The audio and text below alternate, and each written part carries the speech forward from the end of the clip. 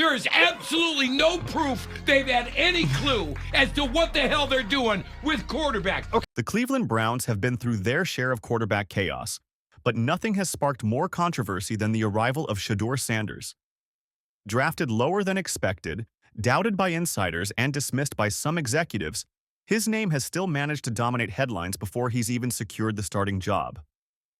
At the heart of this storm lies one question. Is Shadur Sanders already bigger than the system trying to control him? This isn't just another quarterback story. It's a battle between tradition and disruption, between the league's carefully crafted playbook and a rookie rewriting the rules before he's even played a full season.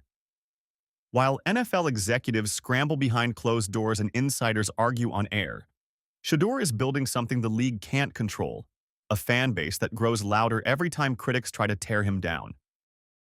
The situation has become so explosive that what started as a quarterback competition has now evolved into a full-scale media war, a clash of egos, and a test of the NFL's ability to manage one of the most polarizing young players in years.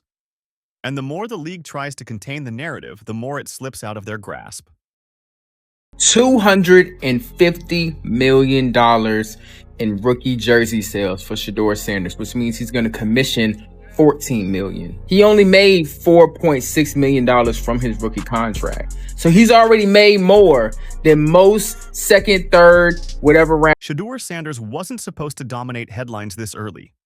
Drafted in the 5th round, many analysts assumed he would quietly develop in the shadows. Instead, his jersey sales exploded past veterans, racking up over $250 million in revenue, with Shadur himself pocketing millions in commissions before his first season even began.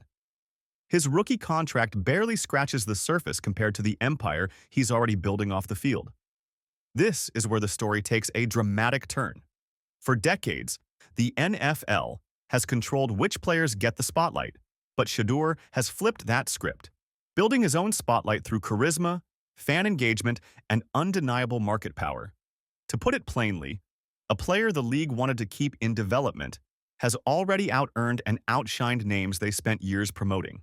That terrifies executives because it signals that fans, not front offices, now decide who matters most. And if you're watching this right now, here's where you come in. If you want to see more breakdowns of stories the mainstream won't tell you, make sure you subscribe to the channel, hit the like button, and drop a comment below with your take on Shadur's rise.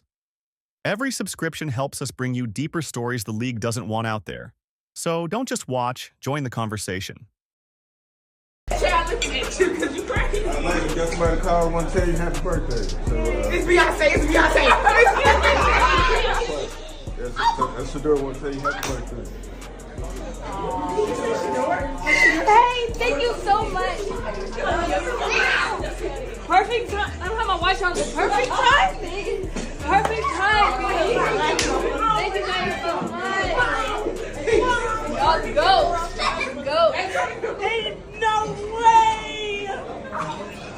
Perfect time. What he said. Yes, sir. Go. Thank you.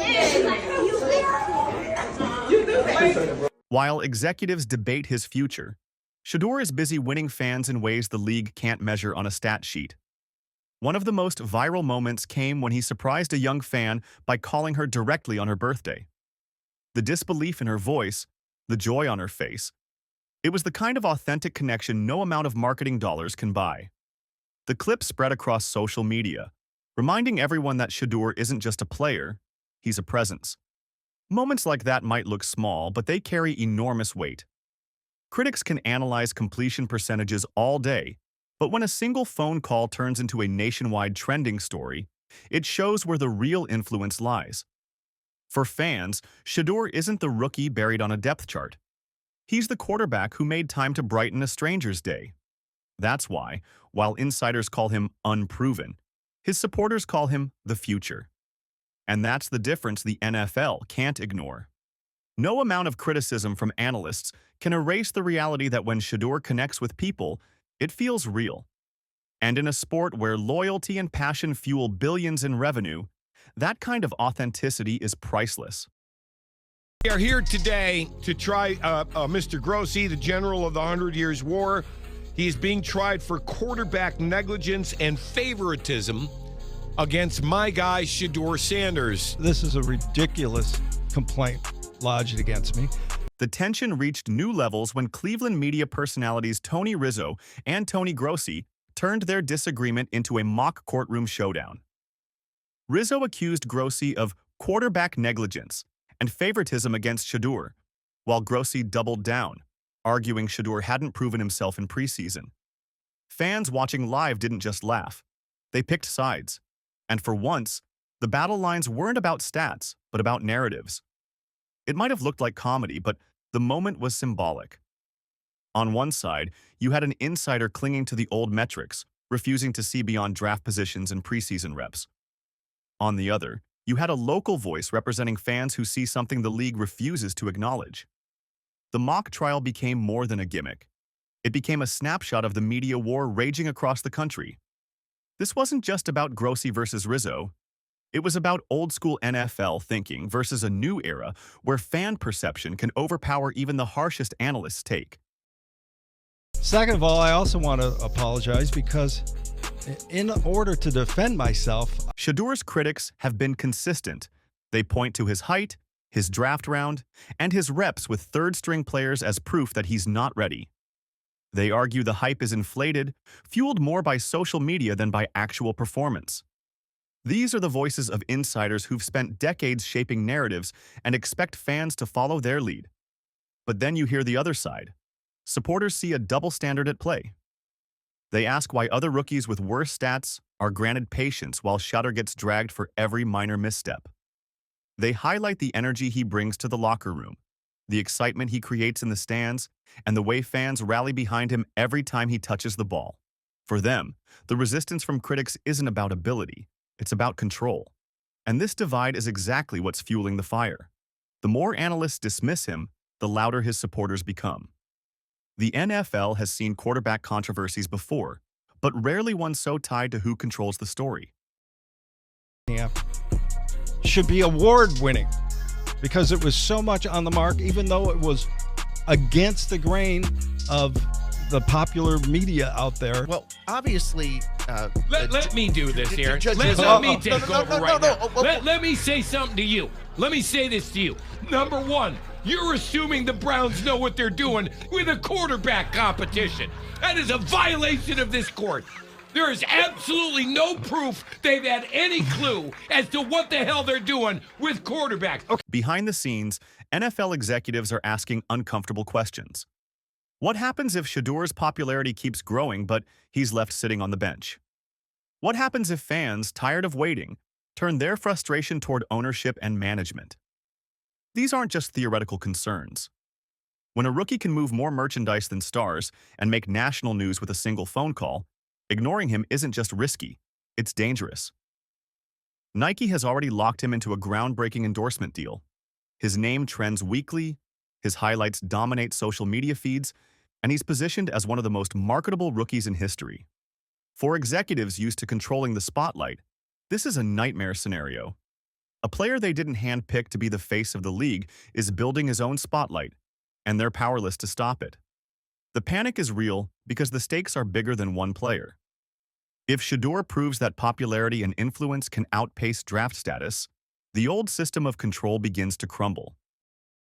The only thing I'll give him credit for is bringing Flacco back, and Andrew didn't want it. That was because of Kevin. Number two, the diff is so exaggerated. They both had one bad game.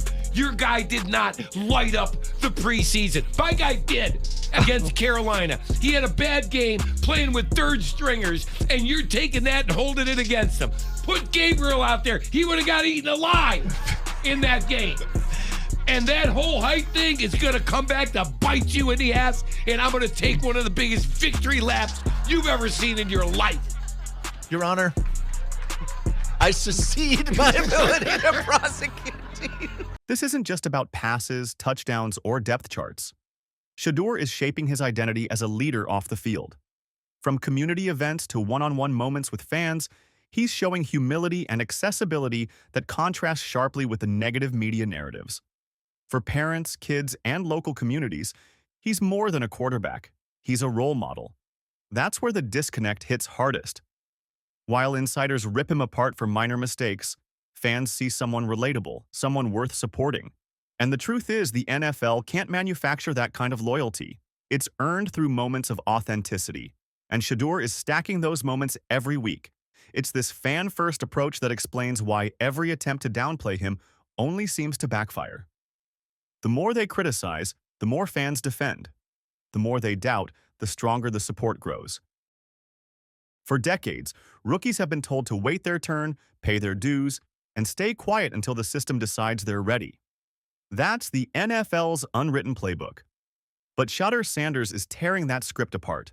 Without waiting for approval, he's already built a platform so strong that executives can't simply silence or sideline him. The old model depended on rookies needing the league's spotlight to become stars. Shadur doesn't. He's already proven that fan attention can bypass the league's gatekeepers. By rewriting the rules, he's not just fighting for himself. He's opening the door for every young player who refuses to let insiders dictate their story. This isn't just rebellion, it's evolution. And once that change begins, history shows it rarely reverses. If there's one thing the NFL fears, it's losing control over its narrative. For decades, executives have handpicked which players become faces of the sport, shaping careers through coverage and marketing dollars. But Shadur's rise is proving that those days might be numbered. He's bypassing the machine, brick by brick, moment by moment, with fans fueling the fire. And the scary part for executives? Once a player becomes bigger than the franchise, the power never goes back in the box. Every critical comment, every attempt to dismiss him, only strengthens the loyalty of his supporters. Instead of silencing the noise, the league's resistance is amplifying it. This is why Shadur's battle in Cleveland feels so much larger than football. It's not just about whether he wins the starting job, it's about whether the NFL can still control who gets to be a star, or whether fans will now make that choice themselves. At first glance, this might look like just another quarterback competition in Cleveland. But zoom out, and it becomes clear. This is a collision between tradition and change, between the league's old guard and a rookie unafraid to write his own story. Shadur Sanders isn't just playing for snaps. He's playing for the future of every young athlete who wants control of their own narrative. The truth is, when fans rally around a player with this much passion, the league has no choice but to take notice. And if Shadur wins this battle, it won't just be a victory for him or the Browns. It will mark the start of a new era where fans, not executives, decide who becomes the face of football. And if you want to stay ahead of that story, make sure you're part of this community. Subscribe to the channel, like this video, and share your thoughts in the comments below. Your voice matters, and together, we'll keep breaking down the stories the NFL doesn't want you to hear.